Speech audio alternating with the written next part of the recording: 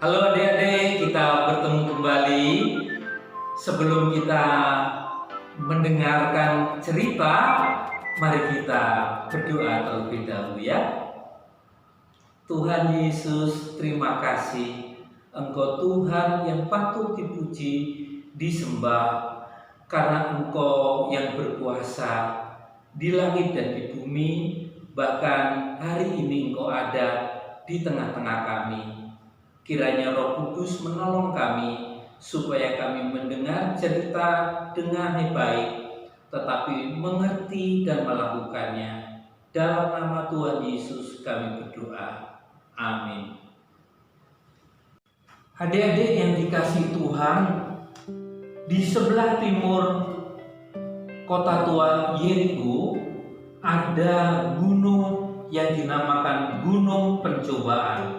Di gunung itu dulu ada biara dibangun sangat sederhana di depan gua di mana Tuhan Yesus diperkirakan berdoa dan berpuasa di tempat itu.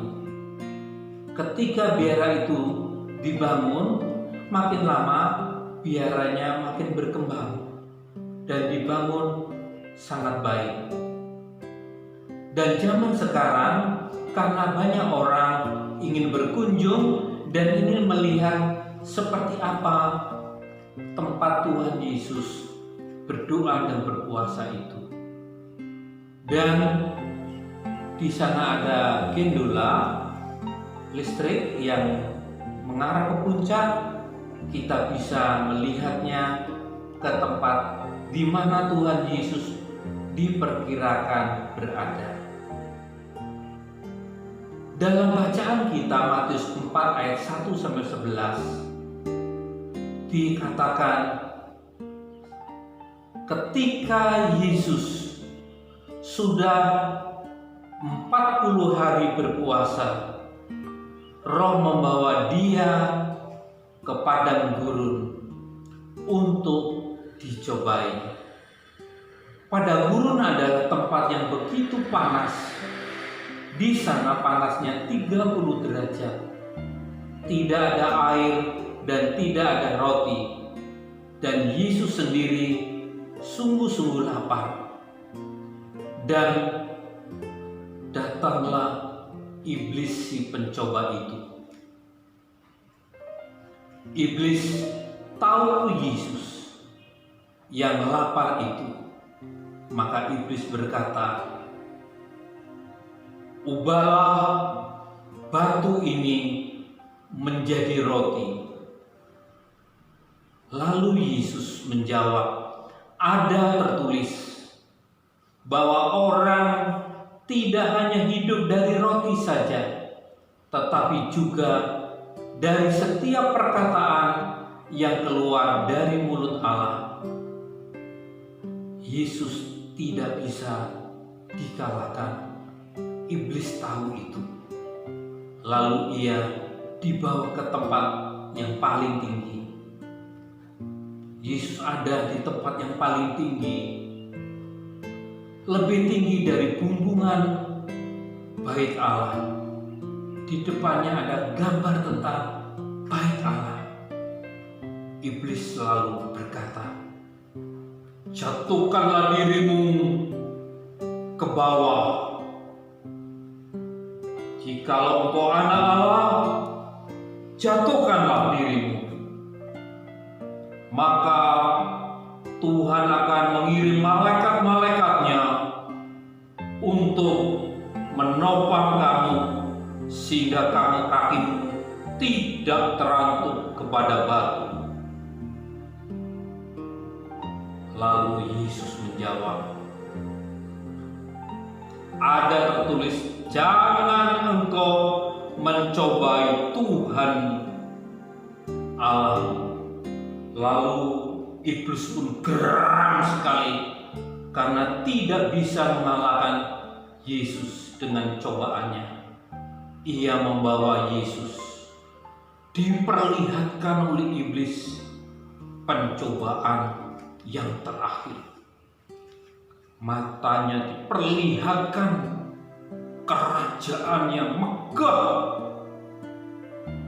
kekuasaannya yang ada di dunia ini. Banyak kerajaan, megah, kaya, luar biasa. Dan iblis berkata dengan licik sekali, semuanya ini akan kuberikan kepadamu jika engkau menyembah aku. Mendengar kata-kata itu, Tuhan Yesus menghardik iblis. Enyalah engkau iblis, engkau hanya patut menyembah Tuhan Allah saja dan berbakti hanya kepada Dia saja. Lalu iblis lari, dia geram, dia marah karena tidak bisa mengalahkan Yesus. Adik-adik yang dikasih Tuhan, ada 3 hal yang diucapkan oleh iblis untuk mencobai manusia. Kebutuhan tentang makanan, ubahlah batu untuk jadi roti. Kedua, tentang kekuatan, tanda ajaib. Jikalau kau jatuh, akan ada malaikat menopang engkau, engkau tidak akan terluka. Yesus juga mengalahkan iblis. Dan yang ketiga, keinginan manusia, kekayaan, kemegahan, ketenaran yang luar biasa. Iblis juga bisa menjawab dan mengalahkan iblis. Adik-adik yang dikasih Tuhan, apa yang menjadi keinginan kita? Dan iblis masih bisa mencobai kita. Walaupun kita sudah percaya kepada Tuhan Yesus, iblis mencobai kita. Yang pertama mungkin, wah, mami, aku ingin makan ini. Aduh, kita sudah capek, kita sudah belajar, mami kita sudah juga capek juga kerja. Kalau kita makannya nggak enak, kita marah. Kita nggak ingat bahwa mama kita di masa-masa sekarang capek, apalagi papa kita.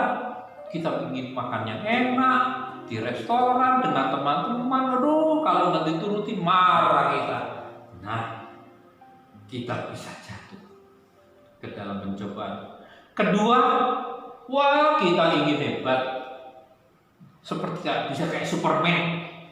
Temannya hebat, kalau nyanyi dipuji-puji, kalau melakukan pekerjaan atau pekerjaan PR-nya, waduh, ingin dipuji yang nomor 1. Kita hebat loh. Kita pas kita kena cobaan, kita bisa jatuh, bisa sombong. Yang ketiga mungkin kita yang pertama enggak, kita makan apa yang ada, mama sediakan mau. Kalau kita nilainya bagus, kita dipuji, puji Tuhan, kita kata begitu, waduh bagus. Tapi yang ketiga, hati-hati. Ketika diperlihatkan sesuatu yang menjadi keinginan kita, wah, kita ingin hidupnya yang enak, rumahnya yang bagus, yang kaya, yang ini, yang itu. Wah, kaya tidak salah dia. Hidup enak tidak salah. Tetapi kalau kaya, hidup enak, kita lupa mengasihi Tuhan, lupa memuliakan Tuhan, lupa memuji Tuhan. Hati-hati. Tiap hari kita butuh Tuhan melindungi kita. Adik-adik yang dikasih Tuhan, ada seorang anak perempuan terlahir, anak perempuan Korea. Ketika lahir, beberapa bulan kemudian papanya meninggal dunia. Papanya adalah orang Korea dan anak ini bernama Hee An Lim. Coba dari lihat gambarnya. Iya, betul. jemarinya cuma 4, kanan kiri cuma 2, jadi dia tidak normal tangannya. Jemarinya cuma ada 4. Sementara, maaf adik-adik, otaknya, mentalnya mengalami kemunduran karena dokter mengatakan bayi Andi yang masih di perut ini mengalami cacat. Bagaimana kalau lahirnya cacat?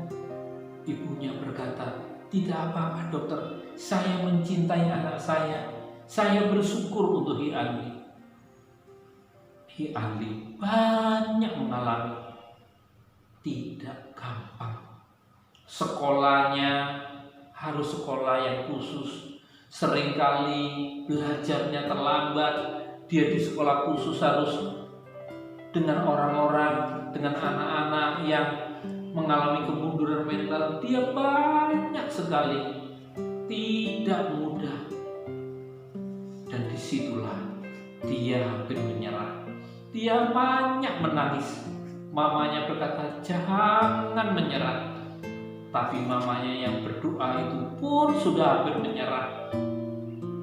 Tapi Andi belajar, bahkan ada mujizat yang terjadi. Jemari yang 4 ini bisa main piano. Beberapa waktu yang lalu pernah ke Indonesia. Main piano membuat orang kagum, padahal piano tidak bisa dimainkan dengan 4 jari. Tapi dia bisa karena Tuhan. Dia berkata, di dalam hidupku aku banyak mengalami kesulitan. Aku betul-betul mengalami hal yang tidak gampang. Tapi aku tetap berdoa, tetap bertahan. Tuhan menolongku dan aku diberi talenta main piano. Dengan belajar susah payah, akhirnya Tuhan memberkati. Adik-adik, ayat hafalan kita menolong kita untuk mengerti. Sebab imam besar. Apa itu imam besar? Imam besar adalah orang yang ditunjuk khusus untuk datang kepada Tuhan. Imam besar itu sekarang bukan orang manusia biasa. Itu adalah Tuhan Yesus. Menghadap Tuhan untuk mengerti kita. Apa yang dimengerti? Kelemahan kita. Dan ayat ini berkata, sebab imam besar yang kita punya bukanlah imam besar yang tidak dapat turut merasakan kelemahan-kelemahan kita. Sebaliknya, sama dengan kita, ia telah dicobai, hanya tidak berbuat dosa. Adik-adik, Yesus imam besar itu turut merasakan kelemahan kita. Bahkan adik-adik, ia pernah dicobai, tapi ia tidak berbuat dosa. Kita yang dicobai tiap hari marah, jengkel, ingin maunya sendiri dituruti, tidak menaruh belas kasihan, ingin papa mamanya mengerti kita. Waduh, banyak sekali. Kita butuh imam besar, yaitu Yesus Tuhan, menolong kita. Itulah ayat hafalan kita, Ibrani 4 ayat 15. Mari kita baca sekali lagi. Sebab imam besar yang kita punya bukanlah imam besar yang tidak dapat turut merasakan kelemahan-kelemahan kita. Sebaiknya sama dengan kita, ia telah dicobai, hanya tidak berbuat dosa. Ibrani 4 ayat 15. Adik-adik, jikalau kita di dalam keadaan lemah dan sedang marah, dicobai, larilah kepada Tuhan Yesus. Ia tahu kelemahan kita. Nah, adik-adik, apa yang kita rasakan kelemahan-kelemahan saat ini? Apa? Kemukakanlah itu di dalam doa. Ia pasti menolong. Ambillah sikap sekarang. Bukalah hatimu dan Dia menolongnya. Nah, adik-adik, itulah pesan penting dari cerita kita Dan mari kita berdoa. Sebelum kita berdoa, siapkan hatimu untuk kita berdoa bersama-sama. Mari kita berdoa. Tuhan Yesus, terima kasih Engkau Tuhan Allah yang mengetahui kelemahan kami, dan Engkau selalu menolong kami, menguatkan dan meneguhkan kami. Tuhan, Engkau adalah sahabat yang bersama-sama dengan kami anak-anak-Mu yang siap menuntun, memberi kemenangan.